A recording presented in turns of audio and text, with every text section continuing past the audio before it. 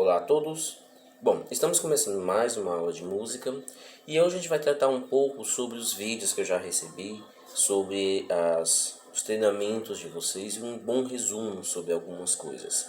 Na grande suma, na grande maioria, todos conseguiram fazer tudo que eu pedi, né? Quem entregou os vídeos, obviamente. Mas tem algumas coisas que a gente precisa consertar. E não é que eu esteja dizendo que você não vai conseguir tocar, não é que eu estou reclamando que tu está fazendo alguma coisa que não deveria estar fazendo. Não, vocês estão aprendendo. E se você está aprendendo, você precisa saber o que você está errando para depois acertar. Fato. Então não é uma crítica, não é uma coisa para poder tirar um incentivo de você, não. Muito pelo contrário. Eu quero lhe incentivar a estudar um pouco mais, certo? Porque eu mesmo, eu já tenho 20 anos de música e eu ainda sou um aprendiz. Eu não posso me chamar profissional. Eu ainda sou um aprendiz. Então não é uma coisa assim, o professor só mostra que eu estou errando, o professor não vê que eu estou acertando, o professor não entende que eu não consigo. Não é essas coisas, pessoal. Não é uma questão de entender, não é uma questão de menosprezar, sei lá. Não é nada disso. Não estou falando que ninguém reclamou disso, não. Eu estou só prevenindo. É porque a gente nós temos que fazer com que o nosso estudo sempre nos faça melhorar. Que o nosso estudo nos faça sempre ter uma evolução. E aí a gente tem que encontrar esses errinhos. E tem que encontrar esses errinhos e tem que ir consertando. Tá certo? E isso não é uma coisa instantânea, não é? Você treinou agora, começou a treinar agora 9 horas da manhã, quando é 9h30 você já está sabendo fazer tão bom quanto um professor. É claro que não. Então você tem que estar estudando, você tem que estar treinando, porque o hábito de estudar, o hábito de treinar é que vai fazer com que você se torne tão bom ou melhor que um professor. Certo? Então, a grande ideia do estudo, do treinamento em si, é justamente essa didática de treinamentos. E cada treinamento tentar consertar alguma coisa, certo? Por exemplo, teve um vídeo que eu comentei sobre esse som aqui, ó.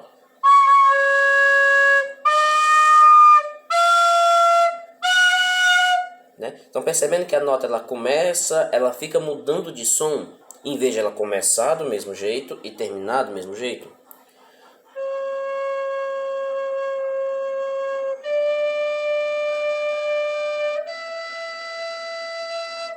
Vocês conseguiram ver a diferença?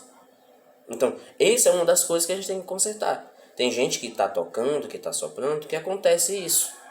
Mas é o que é? É do jeito que você começou a soprar, terminar. Se você começa devagar, se você começa com pouca intensidade de som, você tem que ir até o final. E como eu já falei diversas vezes, na flauta é um sopro mais calmo, um sopro mais suave. O nome flauta doce vem justamente da ideia de suavidade, de leveza, de calma. Então você não precisa soprar com força. Não é força, é jeito. Ok? Então quando você vai soprar, você tem que se certificar que todos os buraquinhos estão bem tampadinhos, certo? Se os seus buraquinhos estão todos bem tampadinhos, não tem nenhuma vazãozinha, ó, isso aqui é uma vazãozinha, em nenhum dos dedos, certo? Você vai soprar. Quando você vai soprar, você tem que lembrar que não é para soprar nem com o ar da bochecha, nem com o ar da garganta. Não é desse jeito que você tem que soprar, certo? Você tem que vir com o ar do pulmão, ó.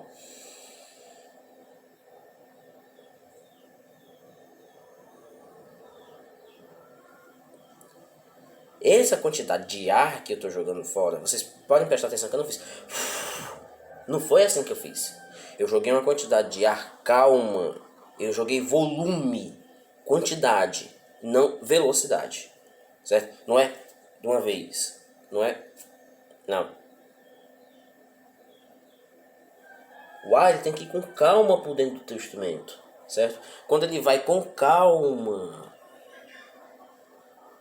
né? Se ele vai com calma, o som vai viajar pelo instrumento e vai se transformar em som, certo?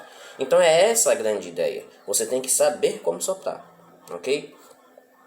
Outra coisa também que a gente tem que estudar para poder consertar também é a questão do corte de língua, que eu vi tanto algumas pessoas fazendo e tendo dificuldade.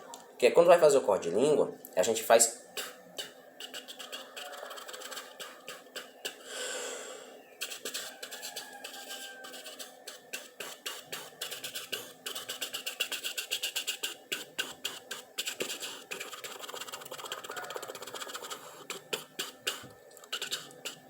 Eu sou feio, viu? Enfim, quando você vai fazer na flauta, você vai, em vez de fazer com a respiração cachorrinho, né? Você vai estar fazendo tu, tu, tu, tu, tu, tu, tu, tu.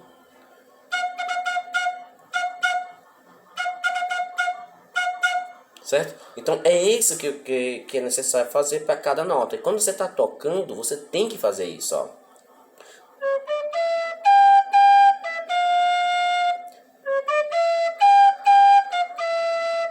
Olha, sem o corte de língua.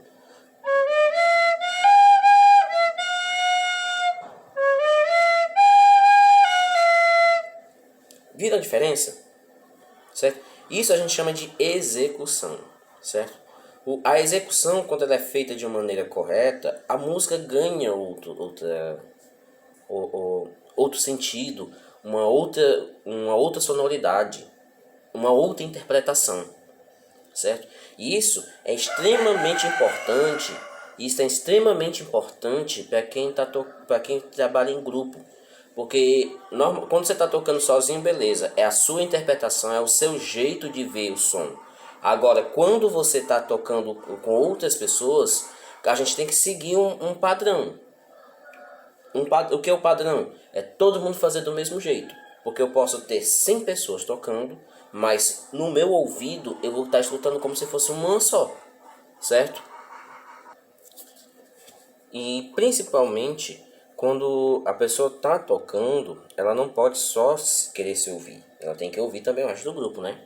Então a grande ideia é que quando você está soprando em grupo, todos estejam executando da mesma forma, porque eu vou querer essa ideia de que quando eu estiver vendo um grupo tocando, eu escute apenas um único som, apenas elevado. Entendeu? Então a grande ideia do corte de língua é justamente esse. Sem falar também que existem músicas que só ficam bonitas quando você executa da maneira correta, com os cortes de língua e sem corte de língua também, viu? Porque existe a mecânica que a gente chama de execução, que tem as ligaduras e tem a liberdade. O que é o livre? O livre não é nem essa mecânica que a gente está falando, não. O livre é quando a gente usa ligadura, na verdade. Ligado. O que é esse ligado? Quando eu não uso o corte de língua. Eu faço aquela mecânica onde eu não separo as notas com a língua. E quando eu tenho uma mescla desses dois, tanto do corte de língua quanto o ligado, certo? Essas mesclas de execução, eu acabo tendo uma diferenciação na música. Agora você imagina, um trecho que é para fazer com corte de língua, você faz com corte de língua, mas seu colega faz sem corte de língua. E o trecho que é para ser ligado, ligado, você faz com corte de língua e seu colega faz ligado. Então, quando há essa diferença de mecânica, quando essas coisas acontecem, há um choque. E quem está escutando percebe. Se todo mundo tocar do mesmo jeito, se todo mundo respirar no momento certo, se todo mundo segurar as notas, seja por pouco tempo ou por muito tempo, mas que sejam iguais, ou seja, quando eu começar, eu só vou terminar quando todo mundo terminar, quando todos os meus colegas terminarem. Então, isso aí faz com que a música fique mais bonita, fique bem executada. Então, é por isso que é necessário a gente ter essas noções. E aí acontece, por exemplo, quando eu estou fazendo corte de língua, tocando.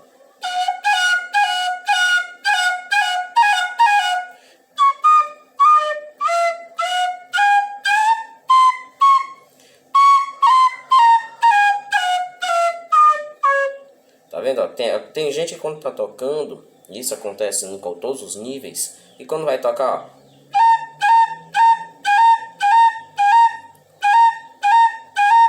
eu estou fazendo o corte de língua, eu quero fazer o corte de língua. Em vez de fazer o corte de língua do sol pular, eu acabo não fazendo o lugar certo e acabo. Eu estou fazendo sol lá, sol lá, sol lá, sol lá, sol lá. Só que o meu corte de língua está no lugar errado. Ele não tá quando eu não estou separando o sol do lá. Eu estou batendo do sol e passando por lá. Eu bato a língua no sol e acabo passando por lá. Acaba ficando com esse som.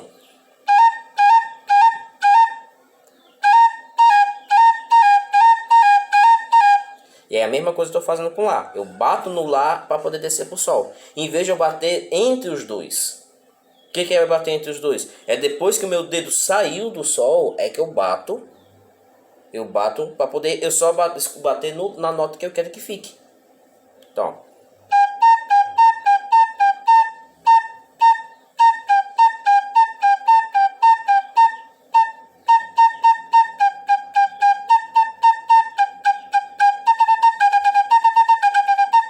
Certo? Então eu tenho que saber esse controle para eu não bater na nota que eu não quero mais usar. Eu quero só bater na nota que eu vou usar. Então na hora que eu estou fazendo a escala, por exemplo, ó, eu bato no dó, bato no ré, ó, e não. Consegue perceber a diferença? Eu quero fazer sol e lá, eu bato no sol e bato no lá. E não, no sol, bater no sol para sair no lá. Certo? Então é esse tipo de mecânica que a gente tem que saber controlar quando estiver tocando. Certo? Independente do trecho que a música está pedindo, a gente tem que saber exatamente controlar o nosso instrumento, controlar o nosso sopro. Eu não estou dizendo que nenhuma dessas execuções são erradas. Porque sim, isso aqui que você está fazendo, ó, o nome disso aqui é apogiatura. O nome disso aqui é apogiatura. Eu tô roubando um pouquinho da nota real, que no caso seria o lá, que é a nota que eu vou ficar, colocando, dando uma outra nota próxima a ela, que no caso é o sol. Então isso a gente chama de apogiatura. Então não é errado. O hino nacional brasileiro é cheio de apogiaturas. E é uma das coisas mais difíceis de se fazer, de encontrar músicos que consigam fazer, é a apogiatura.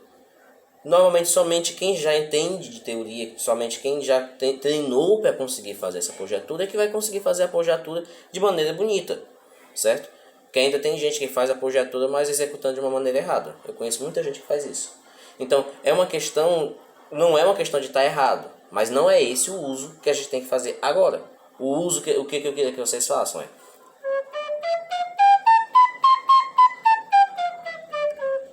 bem explicadinho, sem diferenciação nenhuma, certo?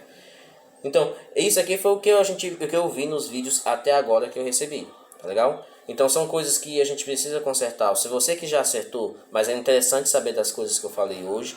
Agora a gente tem que falar também de uma outra coisa que é a continuação, né? A gente tem que conseguir continuar evoluindo. E uma das coisas que a gente tem que ter na mente da gente, quando a gente pega um instrumento, seja ele qual for, seja flauta, violino, clarinete, saxofone, trompete, trombone, bateria, seja qual for o instrumento, eu tenho que conhecer meu instrumento. Certo? E para conhecer meu instrumento eu tenho que treinar com ele. E um dos treinamentos que a gente precisa fazer também é a escala cromática. Tem vídeos aqui no canal explicando exatamente o que é a escala cromática, por que ela existe. O que eu quero de vocês é saber se vocês conhecem todas as notas do seu instrumento.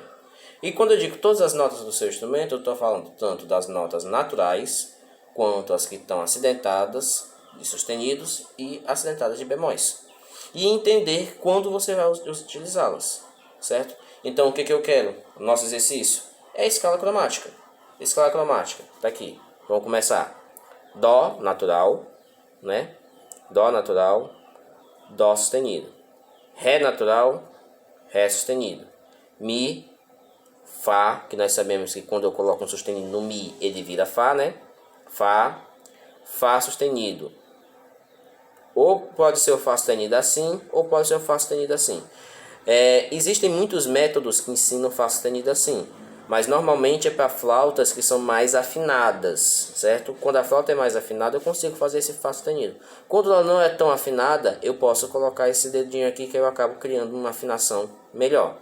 Isso também tem a ver com o estilo de flauta, se ela é germânica, se ela é barroca, ok? Então, vamos treinar assim, se ficar desafinado a gente fica assim. Quando a gente tiver nossas aulas presenciais, aí a gente vê qual é a que cabe melhor para você, tá bom? Então eu tenho, ó, Mi, Fá, Fá sustenido, Sol, Sol sustenido. Olha aqui o dedinho, o dedinho que saiu foi o dedinho da aliança, ó, da minha aliança, tá vendo? Que aí eu faço Sol sustenido, certo? Lá, Lá sustenido é o Sol, ó, eu tiro o dedo do meio, ó. Sol, tiro o dedo do meio, é o Lá sustenido. Si, Dó, ok? Descendo, Dó. Se eu colocar um bemol no Dó, ele vira Si. Tem explicação aqui no canal bem direitinho para vocês porque isso, certo? Si bemol. Epa, professor, você acabou de dizer que isso aqui era Lá sustenido. Eu me lembro, ó, eu não me esqueci não. Mas porque quando eu vou subindo, eu venho do Lá, né? Então eu aumentei o Lá e ele virou Si. Quando eu vou descendo, eu vou descer e do Si eu venho pro Si bemol. Eu diminuí o Si. Por isso que ele acaba tendo a mesma posição. Porque de um eu estou indo, ó, do Lá, eu vou pro Lá sustenido Si. E agora eu vou descendo Si, Si bemol, Lá. Essa nota aqui está entre o Si e o Lá. Então, a diferença entre elas é que quando eu estou indo, eu